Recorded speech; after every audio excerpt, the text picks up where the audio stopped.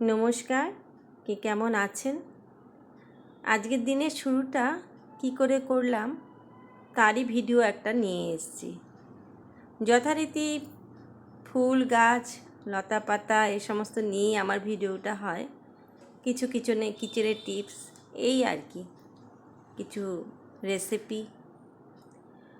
নিচে নেমে গিয়ে দেখুন কি সুন্দর গাছ ভর্তি ফুল, আর এত প্রখর রৌদ্রে ফুলগুলো যেন চকচক করছে। ফুল তোলা শেষ। এবার ইনডোর প্ল্যান্টগুলোর মধ্যে কিছু আমি খাবার দেব।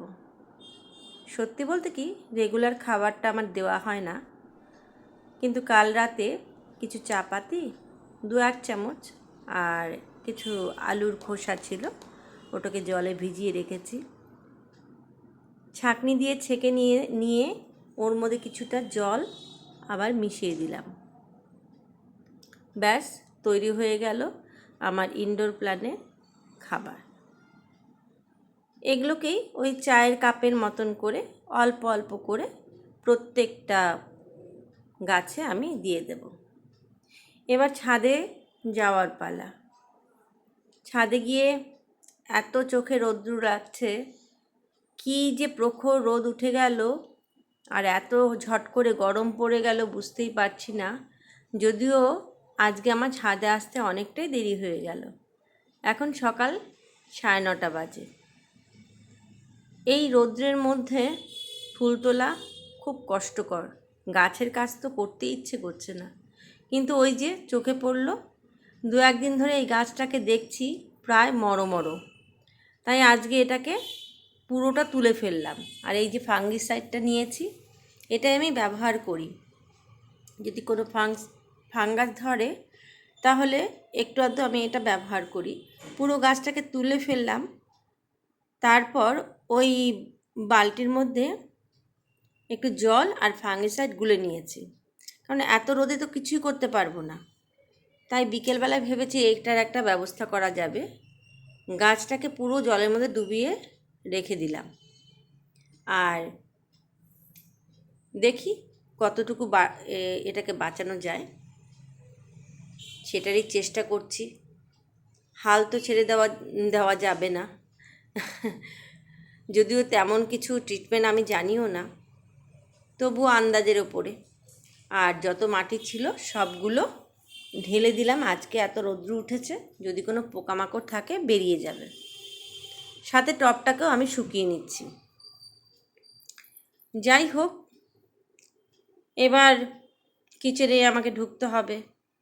আমার বাড়ির লোক তো আজকে দোকানে যাবে, তার খাবার তো বানাতেই হবে। সম পরিমাণে আটার ময়দাটাকে নিয়েছি, ভেবেছি একটু গাজরের পরোটা করব। একটু তেল, আন্দাজ মতনই সবটা করা, একটু চাট মশলা, আর ব্যালেন্স করার জন্য একটু চিনি। ভালো করে একটু কালো জিরেও ছিটিয়ে নিলাম। ভালো করে এটাকে আমি মেখে নেব আগে।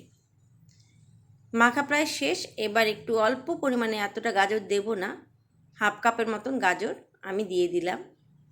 এটাকেও ভালো করে আগে জল ছাড়াই ভালো করে মেখে নেব।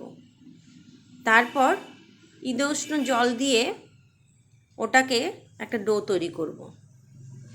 সত্যি বলতে কি, রেগুলার রুটি খেতে কিন্তু ভালো লাগে না, তাই স্বাদ বদলের জন্য আজকে পরোটা ভেবেছি করব। যদিও খুব তেলে পরোটা আমাদের খুব একটা পছন্দ নয়। হালকা তেল দিয়ে এই পরোটাটা হবে। খুব ঝটপট করে করতে হবে, না তো দেরি হয়ে যাবে। কিছুটা ঢেকে রেখে তারপর, অনেকগুলোই লেচি হয়েছে, কিন্তু আমাদের ওই লোকটাকে তো তাড়াতাড়ি করে দিতে হবে, তাই 3টা লেচি কেটে নিলাম। সকাল সকাল হাজব্যান্ডের একটু তাড়াই থাকে। অল্প অল্প তেল দিয়ে আমি পরোটাটা অলরেডি একটু একটু করে ভেজে নিচ্ছি। যাই হোক, রেগুলার হয়তো ভিডিওটা আমার চলে আসছে না, তবুও তার মাঝখানে অবশ্যই চেষ্টা করছি। পরোটা পায়ে আমার হয়ে গেল। এবার আরেকবার ছাদে গিয়ে দেখি কি পরিস্থিতি। খুবই খারাপ।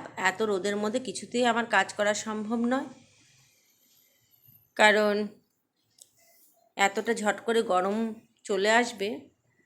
সেই বিকেলবেলায় আমি আবার ছাদে আসব। বোঝাই যাচ্ছে যে আকাশের নীল আকাশ, শরৎ আসছে,